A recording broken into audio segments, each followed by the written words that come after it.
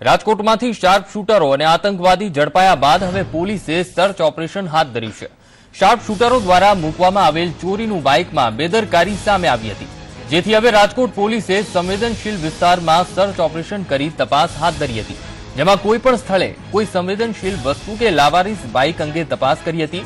તો આઈએસઆઈએસના આતંકીઓ અને ડી ગેંગના શાર્પ શૂટરો ઝડપાયા બાદ રાજકોટમાં સઘન સુરક્ષા વ્યવસ્થા ગોઠવી દેવામાં આવી છે, જેના ભાગરૂપે એસીપી સહિતના પોલીસ જવાનો દ્વારા કોમ્બિંગ હાથ ધરવામાં આવ્યું હતું, જેમાં જુદા જુદા વિસ્તારોમાં જઈને સુરક્ષાની સ્થિતિની તપાસ કરવામાં આવી।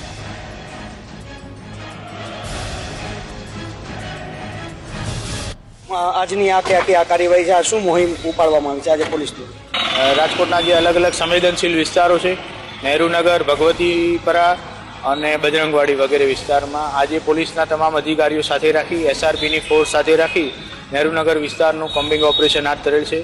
એમાં કોઈ જે આરોપીઓ અમુક પેરોલ ફલ્લો જમ્પ કરી ચૂકેલા છે અથવા એમસીઆર અથવા હિસ્ટ્રી સીટ ધરાવતા આરોપીઓને કોમ્બિંગ ધરવામાં આવેલ છે, તથા કોઈ જૂની ગાડી અથવા એવા કોઈ પ્રકારના વ્હીકલ આ વિસ્તારમાં ક્યાંય પાર્કતો નથી એ અને એવા જે સેન્સિટિવ પોઈન્ટ છે એ વિસ્તારમાં વાહન ચેકિંગનું પણ ઓપરેશન હાથ ધરેલ છે।